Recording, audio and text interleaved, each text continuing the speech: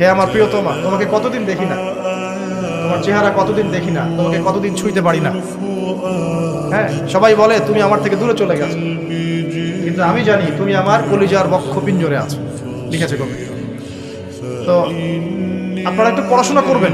Specially আমি আপনাদের encourage করি যে চার খলিফার জীবনী অবশ্যই পড়বেন, চার খলিফার জীবনী পড়বেন, সাহাবীদের জীবনী পড়বেন, তারা কিভাবে দিন শিখেছেন, বুঝেছেন, পালন করেছেন, প্রচার করেছেন, দিনের জন্য কত ত্যাগ স্বীকার করেছেন, এগুলো পড়বেন।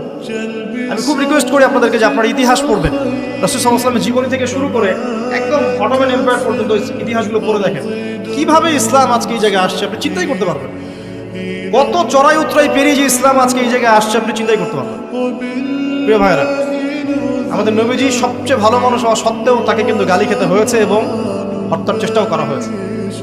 মনে রাখবেন, শুধু সৎ কাজের আদেশ করার নাম ইসলাম নয়, শুধু আংশিক বিষয় পালন করার নাম ইসলাম নয়, অসৎ কাজের নিষেধের নামও ইসলাম, এবং আল্লাহ নিষেধগুলো ছেড়ে দেওয়ার নামও ইসলাম।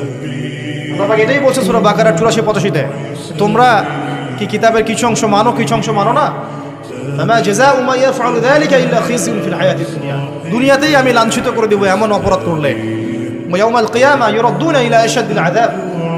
কিয়ামতের মাঠে সবচেয়ে যন্ত্রণাদায়ক শাস্তি এদেরকে দেওয়া হবে। কাদেরকে? যারা কিতাবের কিছু অংশকে মানি, কিছু অংশ